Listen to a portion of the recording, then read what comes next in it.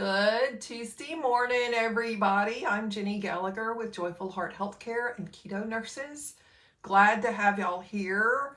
We're going to give folks a little time to find their notification that we're going live so they can join us for our chat today. So if you have questions about your health or how to eat better, or maybe something about a vitamin or supplement you've been told to use, like whatever your questions are, we're going to do questions and answers today. So good morning, good morning. Glad to have y'all here. I have a list of some of the most frequently asked questions that I get, both on social media and in appointments with patients.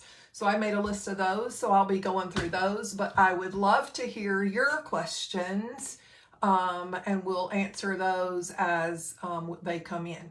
Okay, so today it's all about you, not about me, not about my business or practice, but it's all about you and your questions. So feel free to type your questions in. If you have a list of them, it'd be easier if you type one question per comment. That way I can easily go back through them and answer them. So feel free to type your questions. Good morning, good morning. I see my Debbies are here. Sherry and Mariah, Kathy, good morning. Alicia, whoop, whoop. Renee is here.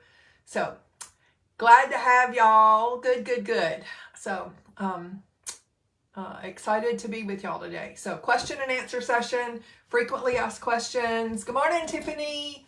So whatever your questions are, go ahead and type them in, and I will get to them. I do have a list of frequently asked questions. I'm going to start with those, but I really want to hear questions that y'all have. What are your questions that are burning in your soul about your health or eating habits, or how to change eating patterns, or whatever it is? So morning, Judy. How's everybody in KO today? So glad to have y'all here. Morning, Wanda. So lots of folks joining. All right, so we have more than 10 people on, so I'm gonna go ahead and start.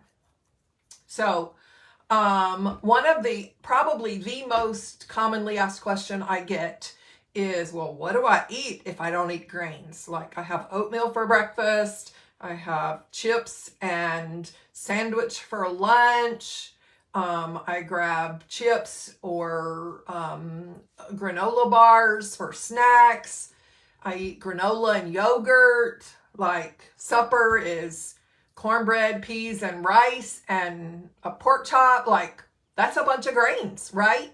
That's pretty much my eating pattern from way back in the day. That's a lot of grains. So if you cut those out, what do you put in their place? Well, number one, the whole goal is to eat less. So you're really not replacing the grains with anything. But if you think about most meals,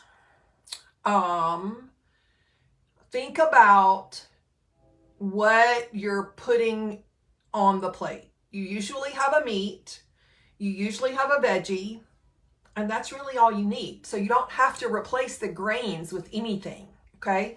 What we do want to do though is increase our fat intake, because if you think back to our discussion about the roller coaster of the carb cycle, the more carbs and grains you consume, the higher your glucose level goes, and then it plummets, and then you're hungry in 2 hours. So the whole point behind, or one of the whole points behind cutting out the grains and high carb content of your diet is to not eat as much, okay? So if you are gonna cut those grains out, you're gonna need fats to hold your appetite longer. So the carb cycle is designed to give you hunger every 2 hours. That's why mainstream dietary advice is to eat every 2 or 3 hours, because your hunger is going to be triggered every 2 or 3 hours. But if you're eating that often, you're storing fat. That's what it boils down to. So what do you eat if you don't eat grains? You eat meats and veggies. You can have bacon and eggs for breakfast, sausage and bacon and eggs for breakfast, or sausage and cheese, or whatever. But you want to eat more proteins and more fats. Okay? I have a question. Let's see what it is. Renee says, I've been eating more red meat, but it's hard to add variety. Eating grain-free had been very easy, but I would like some more variety. Tips. So what I recommend people do, Renee, is you make a list of the food, the meat you like: hamburger meat, roast, steak, pork chops, chicken, turkey, ham. You just make a list on a piece of paper. On the other side of the same piece of paper, in 2 columns, list the veggies that you like: asparagus, broccoli, cauliflower, salad, like whatever your list is of veggies. And then you cross hatch them like we used to do for matching games when we were in elementary school. Okay, so that makes you a meal plan. And so you can vary that however you want. You can duplicate veggies with different meats. For us, like pork chops is a meat that we don't like with a whole bunch of stuff. We prefer like turnip greens or broccoli stir-fried in butter and bacon grease. Those are our favorite mixtures with pork chops. You can make some casseroles. There are a couple of casserole recipes on my blog page. Christy Sullivan has several books out that will offer some variety for your low-carb, grain-free meals. There's a couple of soup recipes on my website. So there are lots of different options, but you just have to look at the recipes and think, how practical is it, for one? Some of them are expensive, contain expensive ingredients that you might only use that one time. So if that's going to be the case, then skip that recipe. But for us, the recipes that I post, we keep the ingredients as a staple here. Heavy cream, cheese, butter, cream cheese, sour cream. Those are in the fridge every day, all the time. We try not to run out of those, okay? You can make cream sauces with heavy cream, cream cheese, and butter. And you could add that to any, and then flavor it, or use various types of cheeses in there to make a thick, creamy sauce for any of your meat or veggies too. That is really helpful. Renee has another question. Love carbonated water, 1 or 2 a day. So just be careful with carbonated water. Many of them do have chemicals, sugars. We did a whole session last week on different sugars and the way manufacturers sneak them in. So you may want to check that out, or my article on sugar everywhere on my website. Keep in mind that carbonated water is not ideal. Okay. As long as it's kept to a minimum, it can be okay, but it's not ideal because it's carbonated. Okay. Ooh, I see some angry faces. I don't know why people are angry this morning. What did I do?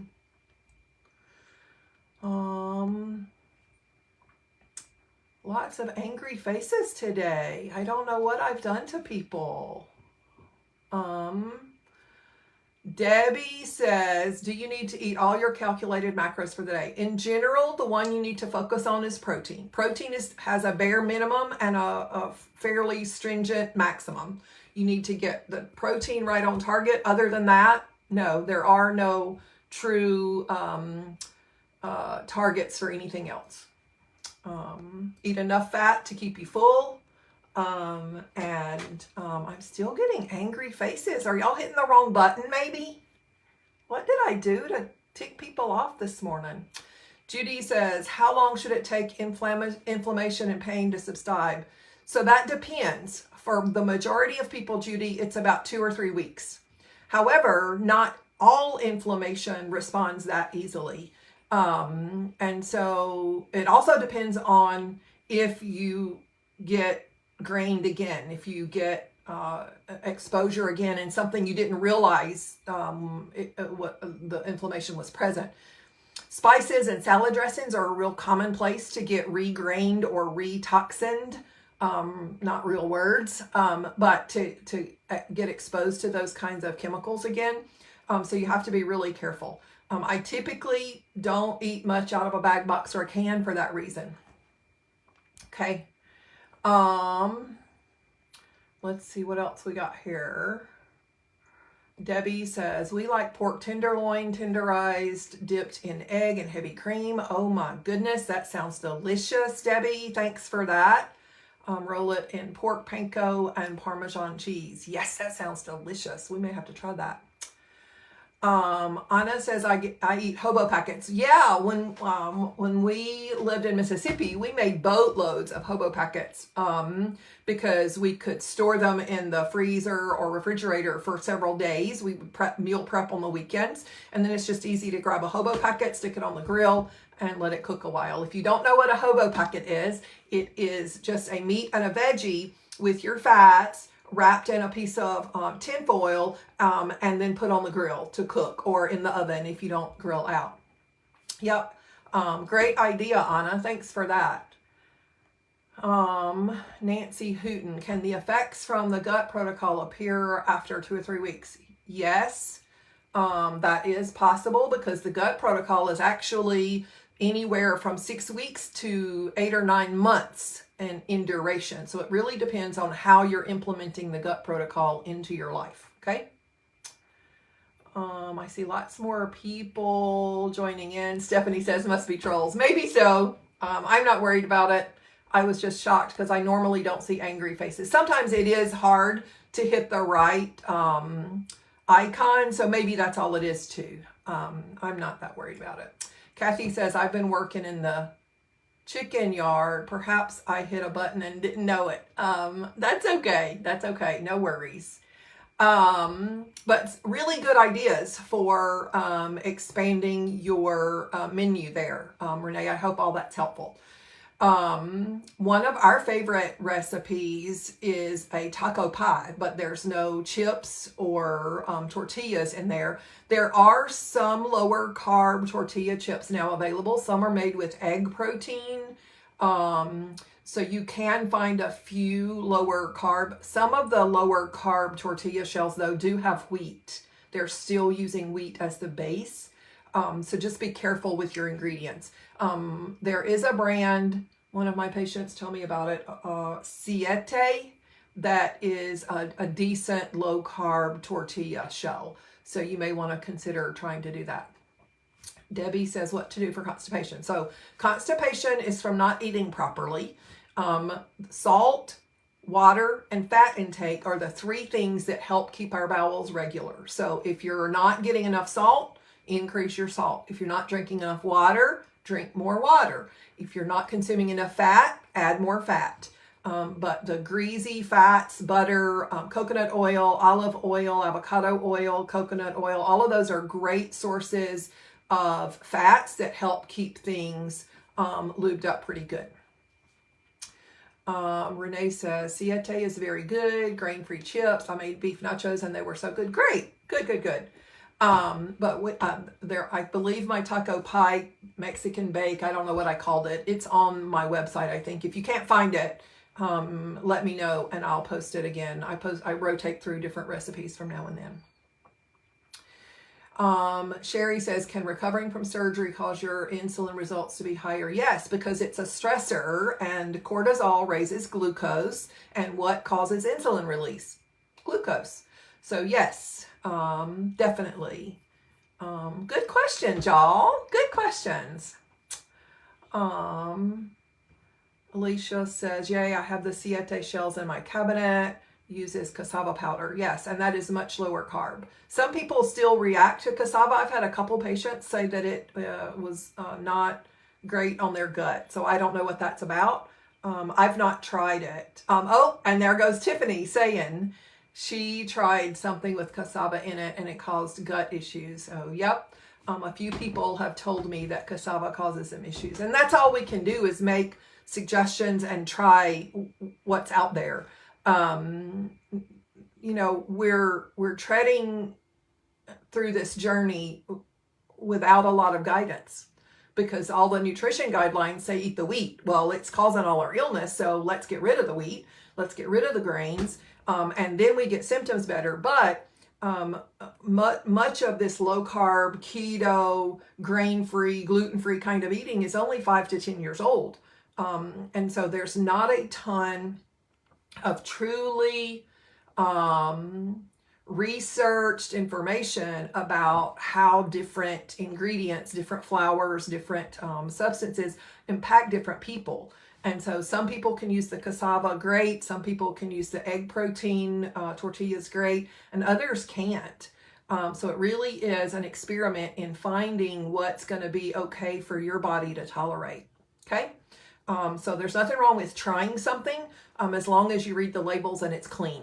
It's good and healthy. So we mentioned fat. We talked about eating your whole calculated macros. And one of the issues with a lot of people is eating fat. So fat is essential to health. Proteins are essential to health. Carbohydrates are not. Okay, keep that one fact in mind. Our bodies do not require that we consume any carbs at all, ever. Okay, if that were true, people that lived on the wilderness, in the plains, way back in the day before things were civilized, we wouldn't be here. Society would have died out because most of what they ate was meat and fat. Okay, so nobody needs carbohydrates. That's all in our head. We think we need them because we're kind of addicted to them. Okay, so think about that. But fats like butter and bacon grease are really healthy for your gut health, for making sure you have bowel movements. So what I generally tell folks is to try to consume about half a stick of butter as your bare minimum. If you finish off half a stick of butter every day in your eating plan, and there are other fats like in your cheese, in your meat, in your heavy cream, in your mayo, like those are other fats that help get you to your full need for fat. So half a stick of butter is about just half a stick a day. That's about half your needs is half a stick of butter. Okay. So Tiffany says, even after doing the gut protocol, I can't seem to kick acid reflux. So the most common cause of acid reflux is constipation. In like 80 to 90% of cases, the most common cause of reflux is constipation. So go back and reevaluate your gut health, Tiffany, and see if you are constipated. If there's any leftover stool sitting in any pocket anywhere, that's constipation. Most people think constipation is not having a BM. That's not what constipation is. Constipation is any alteration in your gut waste process. That means that when the gut makes strong corners, like the hairpin turns just below your rib cage, waste can get stuck in those intestines right there and not move.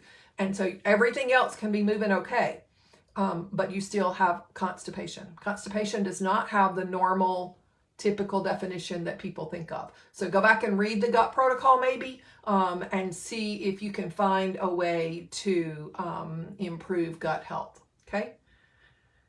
Let's see. Wendy Rowland says, blessings, Jenny. Blessings to you, Wendy. What do you think of ACV for digestion?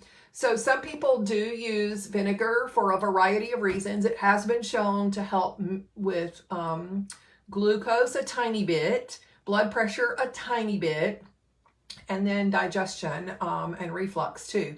So the first thing before vinegar though is to make sure you're getting enough salt, because salt is the key for chloride, which is hydrochloric acid. Okay, so salt is priority, but if you're still having some issues, even getting your 2 teaspoons of salt every day in, then you could consider using the vinegar. Sherry, no, it's just for patients because it's considered medical advice. Sorry about that. It has specific things to do to fix your gut. There are several good authors of gut protocols out. Dr. Amy Beard has published information about gut protocols. Dr. William Davis has a whole book about gut stuff called Super Gut. It just came out a few weeks ago. And so my protocol is kind of based on pieces and parts of those. So you could definitely look into Dr. Beard, Dr. Amy Myers, or Dr. William Davis. They all have sort of published gut protocol information that's available. Another frequently asked question I get, if you have a question, go ahead and type it in. We've had a whole bunch of people join, but today is question and answer session. And I am answering your questions about issues you're having or stuff you want to understand better. So type in your question and I will answer those as we get to them. But one of the other frequently asked questions I get is, well, what about fruit? It's healthy. You need all the vitamins in there. Well, if you really look nowadays, there's really not much in those fruits.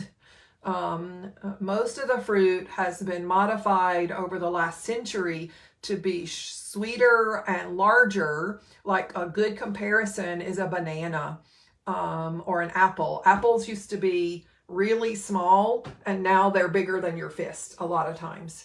And so that's not helpful.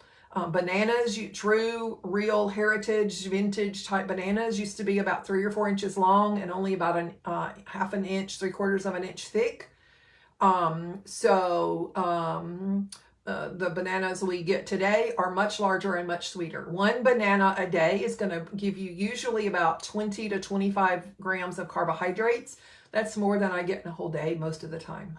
So definitely want to minimize the fruit intake.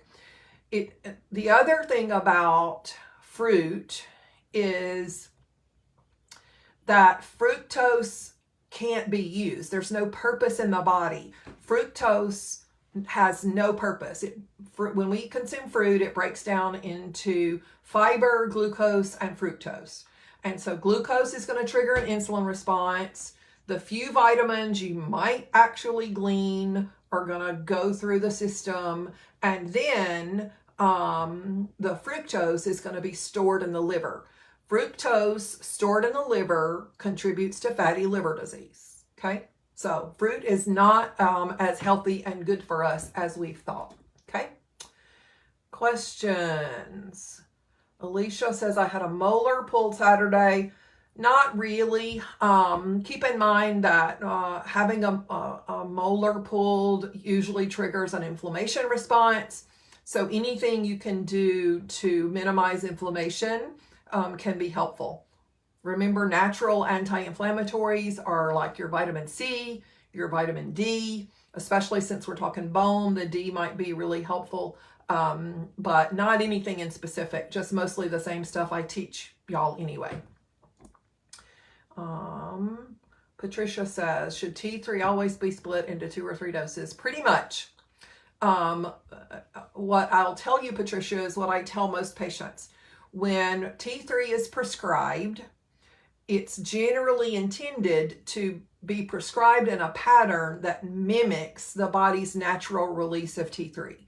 If your liver released T3 according to its normal function with a normal healthy thyroid and liver, the free T4 the T4 you consume converts to free T3 and your body uses that for energy. But if you are taking T3, we're trying to mimic that same process. The process begins in the thyroid gland and then signals the liver to create the free T3. So when your free T3 is released, most of it is released before you ever wake up first thing in the morning. And so dosing patterns best mimic the body when they are highest when you first wake up and lowest by around noonish, 1 o'clock-ish, okay? So you want to have the highest amount early morning and then a couple of other doses mid-morning and lunchtime-ish to be able to mimic that same pattern as if your thyroid and liver were doing their appropriate jobs releasing free T3 early morning. Renee says, when I go strawberries, they are tiny, but are huge in the grocery store. Yep, good example. When we grow them at home, we see the differences often. Sherry says, to get past plateaus, you have to change things up. Maybe avoid dairy or move more. So the first thing to do is look at your macro goals. Are you meeting your macro goals? Are you getting the right amount of protein? That's the first thing. I actually have a couple of articles on my website, joyfulhearthealthcalls.com, that talk about tips when keto or low carb isn't working. You want to look for artificial sweeteners in your diet, too many casseroles with too large a serving. It's really easy when you make a casserole to cut it into 6 servings instead of 12. So it's really important to check your portion sizes, go to measuring and weighing, making sure you're meeting your protein macro goal first. You shouldn't have to change things up. Okay. That should not be a thing. Okay. If you are getting up to a plateau where you're not getting your sugars better, getting your insulin better, getting your weight better, if those things are happening, you need to look for underlying issues. Okay.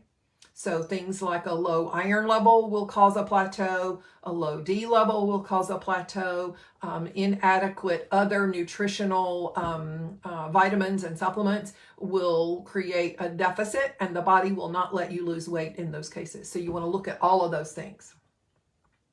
Judy, that's a hard question. How do you know when your gut is clean and empty? It really depends. This is kind of a TMI thing, but basically you want to make sure that you're emptying wastes and not water. Sometimes a laxative triggers watery stool because it stimulates the small intestine way more than it stimulates the large intestine. And so then watery stool makes its way through, but you're not really cleaning out the colon. And so you're not getting wastes in the toilet. And so you want to make sure that wastes are coming out and that your gut feels empty. That's kind of subjective, but that's pretty much the best I can do. So Debbie says, yeah, just talked about that, Debbie. So yeah, talked about the same thing with Judy and Dennis. Renee says, how do you take your vitamin C throughout the day? Whenever you want to. Most vitamin C can be taken on an empty stomach, but some people cannot tolerate that. So you do need to take it with a snack or a little bite of something. Liposomal vitamin C is going to cause terrible diarrhea if you increase the dose more than the label directions. So be really, really careful about using liposomal vitamin C. It's a great form of C, but it's almost impossible to increase to the high doses that actually benefit the body because it's a C molecule inside a fatty cell membrane. Judy, does green tea, ginseng and lemon, it depends, Judy, what all is in there. None of those ingredients are specific to inflammation. So that would be one thing, but look at all the other ingredients. If there are chemical names in there, then no, it's going to actually worsen inflammation. Sherry says, I didn't know about deficiencies causing plateaus. Yes. One of the most common problems that I see in my patients is anemia. About 75 or 80% of my patients are iron deficient in one way or another. Sometimes it's just a tiny bit low, and sometimes it's way at the bottom, and we have to send patients for iron infusions. And so 80% of my patients fall in there somewhere. And so iron is a big problem. If your body perceives a nutrient deficiency, it will not let you lose weight. It just won't. Let's see. Sherry says COVID protocols say vitamin C to tolerance. Yes. If you're interested in more information about vitamin C, I highly encourage you to join a Facebook group called Vitamin C and Orthomolecular something remedies or something like that. It's vitamin C and orthomolecular vitamin. I don't remember exactly. You can find it real easy. Vitamin C and orthomolecular something. Just type that in your Facebook search and you'll find it. People in that group post data and research articles about patients using 20, 30, 40, 50,000 milligrams of vitamin C a day. And most labels say 1,000 milligram is what's in a bottle, a capsule or a tablet. So the 1,000 is terribly insufficient for any real use. So keep that in mind. Most people need more vitamin C because we are terribly inflamed. Patricia says, thanks for answering my question. I'm only taking, yeah, that's unfortunate, Patricia, because that is not the ideal way to take that. Yep. Separating them is ideal. I do like using the NDT for a lot of patients, like your NP or Armour for the prescription medicine, but there's still not enough T3 in there. So I still have to prescribe separate T3. So yeah, but separate them out because you need the T4 on a completely empty stomach way before you put anything in. And then the T3 is not impacted by food or other things like that, like T4 is. So you can take the T3 in multiple doses in the morning, but get your T4 in either at bedtime-ish or early morning when your stomach is completely empty. Okay. Other questions y'all have?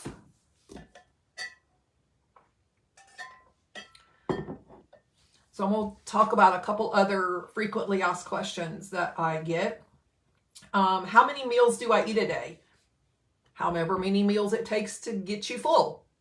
I mentioned a while ago that mainstream medicine recommends, or mainstream nutrition guidelines recommend 6 meals a day. That's 3 meals and 2 to 3 snacks. So 5 or 6 meals every 2 hours all day long. And that's going to store weight. Okay, you're just going to gain weight when you're eating that much. The body does not require that much food. Think back in the day. Ask your grandparents that are still living what it was like to be on the farm. They mostly ate a really big breakfast and a really big supper. They didn't have lunch. They didn't snack all day long. They were out in the fields. They worked their hours of the day. The body is designed to go many, many hours without food. But that's only in the presence of good fat intake. If your liver is burning fat for fuel, you don't have any problem. But if you're getting hungry every couple hours, you're burning carbohydrates, you're burning glucose, you're on a carb cycle. So to switch that, you'll need to reduce your carb intake. Okay? Nancy says, I've read of slow release T3. I have not prescribed it. I have a few people come to me on it, but it's very ineffective. It never raises their free T3, and I have yet to see it improve anyone's symptoms, Nancy. So it's not very good. Wendy says, can you talk about flax seeds and estrogen dominance? Conflicting information. The doctor I follow says the ligands actually block estrogen. So yes, so most of your seeds, like flax seeds, corn oil is made from the corn seed. Sunflower oil is made from the sunflower seed. And so the seed oils are higher in omega-6s, which are inflammatory oils and fats. They're lower in omega-3s, which are the beneficial fats. And many of the flax seeds, the soy seeds, many of those types of oils and seeds and the beans are really gonna fight with estrogen. This is sort of the example that I share. So you have receptors that are like a lock. So think about a lock on your door, or the lock on your safe, or the lock on your car. If you put a key from my house in your door, it will fit. My house key might fit your door, but it doesn't turn the lock. Why? Because it's not keyed the same. It's not keyed to fit your door lock. Estrogen battles with very specific other chemicals like soy, flax seeds, all those kinds of things to get in the lock. They're the key going into the lock, but they don't turn the receptor on to do what estrogen would turn the key to do. So it stops normal estrogen processes, and sometimes that raises your estrogen blood level, creating a problem. Mainstream medicine calls that estrogen dominance. That's not really a big thing because it's usually not being caused by the estrogen, it's being caused by the insulin. So the insulin is the main driver of estrogen dominance. There are very few other cases where estrogen gets out of control that aren't related to insulin, but I would estimate probably 95% of the time estrogen dominance is related to insulin resistance. Okay, good question. Let's see what else have we got here. Judy says I'm on D and K2. So that's not what my article talks about. So I would highly recommend that you go back and look at the article on my website.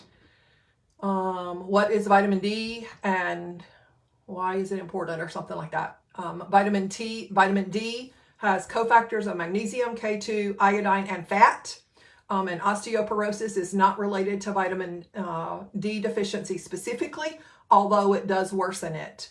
The studies that show that Fosamax is helpful only show that it improves density. It does not improve the risk of future fractures. So none of the data about Fosamax shows significant improvements in outcomes. Okay, so that's something to think about. Christina says, good morning from California. How long should postmenopausal take bioidenticals? I don't have a length of time I recommend. I recommend hormones to be used based on patient needs, symptoms, and experiences. So there's not a set rule. Okay.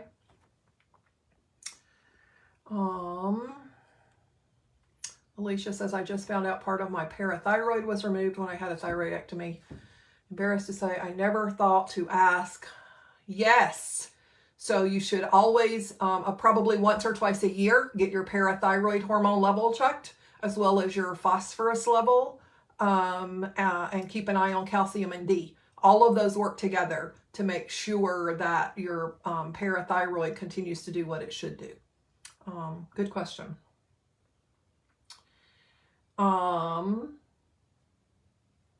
Other questions?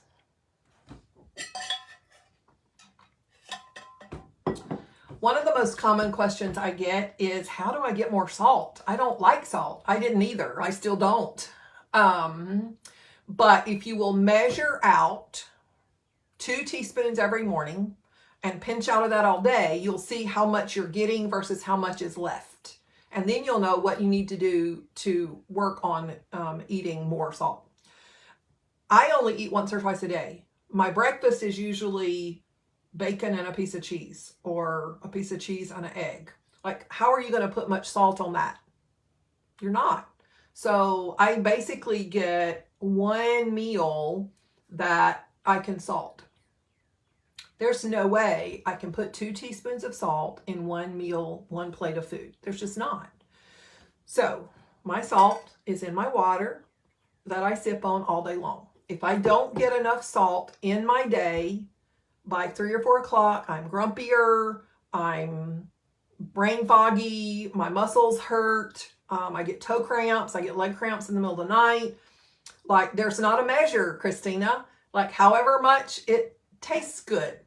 So you just literally start with tiny pinches. There's not a measurement. You start with your 2 teaspoons for the whole day, and you pinch out of that in your water, in your food, like however it takes to get that in. Couple questions here. Sherry says, I was anemic all my life from heavy menstruation, 10 years. Yes, it could still be there. That's one of the most common causes I find that blocks weight loss. But you can't just get a CBC, Sherry. Mainstream medicine only uses the H&H, the hemoglobin and hematocrit, on a CBC test. It's insufficient. By the time your ferritin level is low enough to impact the H&H, you are severely, life-threateningly anemic. So you need an iron and ferritin panel, okay? Linda says, I take 5,000 vitamin D and my last blood work showed my body's not absorbing it. Why? Because you're probably not taking the cofactors, which are magnesium, K2, iodine, and fat. All of that has to go in the system in the same 2 or 3 bites. You can't take your mag at night, your D in the morning, and your K at lunch. It has to all come into the body together so it can be absorbed. Mindy says, thank you for your time. God is using to help so many. Thank you. That's my goal, is I want to spread the news of health and nutrition and help people take back control of their life. Christina says, the best way to reverse non-alcoholic fatty liver disease, cut your carbs. That's what's causing it. I've had people completely reverse their fatty liver disease in 3 to 6 months. Very common. But you got to get rid of the carbohydrates. The glucose is what's the problem. Yep. Good questions, y'all. Good questions. All right. What else? Any other questions? Another common question I get is, how many eggs can I eat a day? Because back in the 80s and 90s, we were told that eggs were bad cholesterol. That's not true. They actually raise good cholesterol, which is HDL, and that's very beneficial for your heart and your arteries. There are no limits to your eggs. You can have eggs every day or all day, or 2 or 3 of them a day, or 4 or 5 a day. Like, you can have eggs as much as you want or like. Okay. Another frequent question I get is, do I need to check my glucose? Maybe, but maybe not. So glucose is a problem, but insulin is a different problem. And that's what a lot of my patients don't quite understand. A lot of times when I'm interviewing a new patient, I'll say, have you ever had your insulin level checked? And they say, oh yeah, it was 5.6 or whatever last time. I'm like, that's probably not an insulin level. That's probably an A1C level.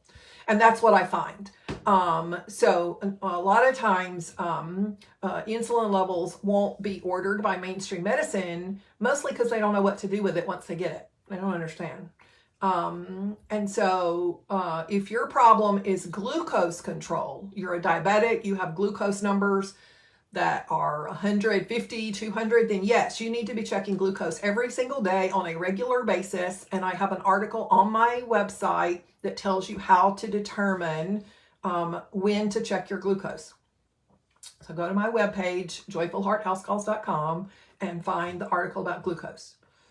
But if you don't have a glucose problem, it's not going to be very helpful for you to test glucose. Okay?